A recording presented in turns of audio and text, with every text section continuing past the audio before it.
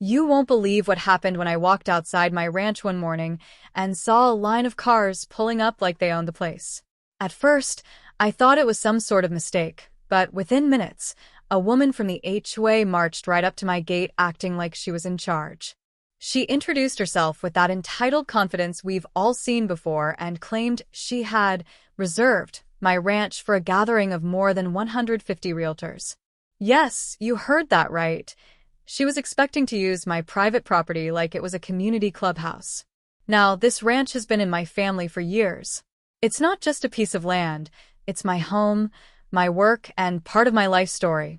I've dealt with HOA drama before, but this was on a whole new level.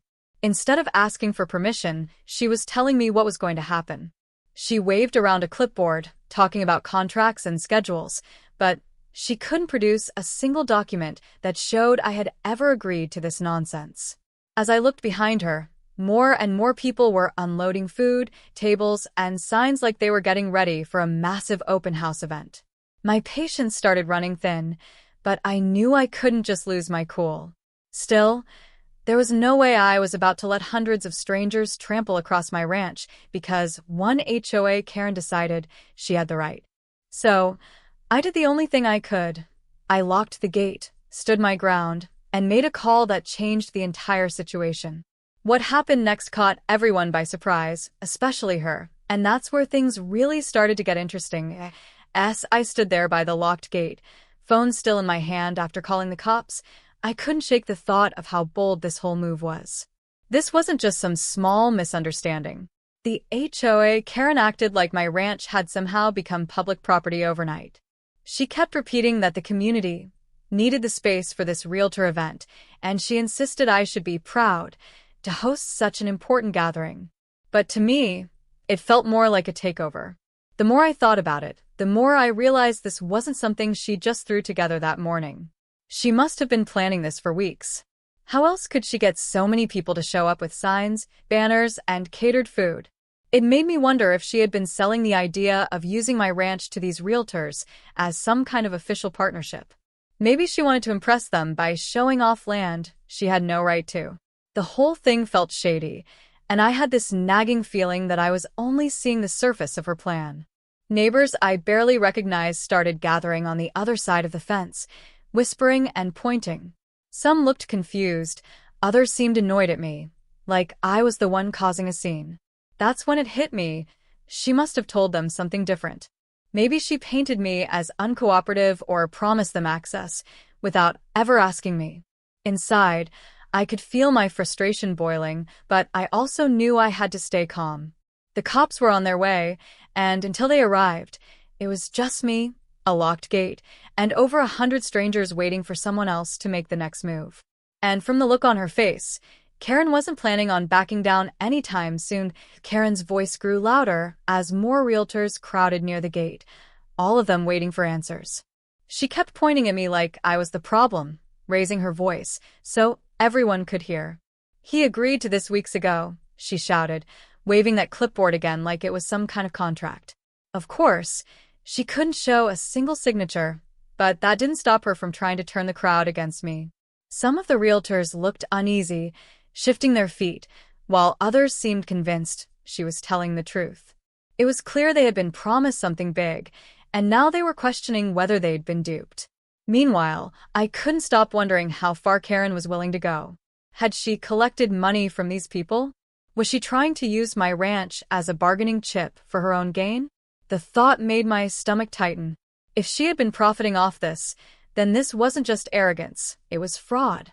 To make things worse, I noticed a few of the neighbors recording on their phones, no doubt ready to post clips online without context. From their angle, it probably looked like I was just a stubborn landowner refusing to cooperate. That worried me, because once something like this spreads, the truth gets buried under everyone else's version of the story.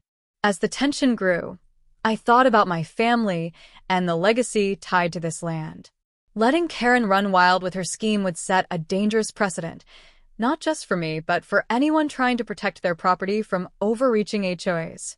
The realtors kept pressing closer, asking questions, and Karen just kept promising them it would all work out. I held my ground, but in the back of my mind, I knew the real showdown hadn't even started yet. The air grew heavier by the minute as the crowd pressed closer to the gate, waiting for me to crack. Karen strutted back and forth, her heels digging into the gravel, barking orders at people like she was running the show. She told them to start unloading more equipment onto the roadside, insisting the cops would straighten me out once they arrived. The way she said it, so confident and dismissive, made it feel like she'd pulled stunts like this before. But this wasn't some HOA clubhouse or neighborhood park. This was my ranch, my rules, and I wasn't about to give in. I noticed some of the realtors weren't so sure anymore. A few began murmuring, glancing at me, then back at Karen, like they were starting to realize something wasn't adding up. Still, others seemed determined to push through, convinced she had authority over my land. The divide only added more tension, like a pot about to boil over. Every time I glanced down the road, I hoped to see the sheriff's car pulling up, but nothing yet. Seconds felt like minutes, and I could feel the weight of 100 eyes locked on me. My grip on the gate tightened as I reminded myself I had every right to stand my ground. But the longer it dragged on, the more unpredictable things felt. Karen raised her voice again, this time pointing directly at me. "If you don't open this gate right now, you'll regret it," she snapped, her voice echoing over the crowd. That one line sent a chill down my spine, not because I was scared of her, but because I knew something was about to break. The crowd shifted forward, the pressure mounting. And just as the tension hit its peak, the sound of engines finally broke through the silence from down the road. Two sheriff's vehicles rolled slowly up the road, their lights flashing against the dust and the restless crowd. For a moment, I thought the nightmare was about to end. Finally, someone in authority would set things straight. But as the deputies stepped out, the atmosphere shifted in a way I didn't expect. Karen's face lit up like she had been waiting for this moment. She waved her arms dramatically and rushed to meet them, painting herself as the victim before I could even open my mouth. I could hear her voice carrying over the crowd. "Thank goodness you're here. He locked us out of the property we were promised. He's refusing to let us in, and we've got 100 professionals waiting." Her words were smooth, rehearsed even, and I could see a few heads nodding as if they believed every word. That's when it hit me. She must have connections. Maybe she thought she could spin this entire mess in her favor, even with law enforcement standing right there. The deputies glanced my way, but instead of immediately addressing me, they listened to her rant like she was the one in charge. I felt my chest tighten. What if they actually believed her? What if they thought I was blocking a legitimate event? My land, my home, could suddenly become a legal battleground right there at the gate. The realtors leaned in, some whispering with nervous smiles, others crossing their arms like they were ready for a confrontation. The tension climbed even higher because now it wasn't just me against Karen. It felt like me against the entire crowd, with law enforcement caught in the middle. And when one deputy finally stepped toward me, his first words weren't what I expected. That's when I realized the conflict was far from over. The deputy walked up to the gate, eyes steady on me, and asked for my side of the story. I took a deep breath and explained everything from the beginning. How Karen had shown up with no paperwork, how strangers were unloading equipment, and how she claimed she'd reserved my ranch for 150 realtors without ever asking me.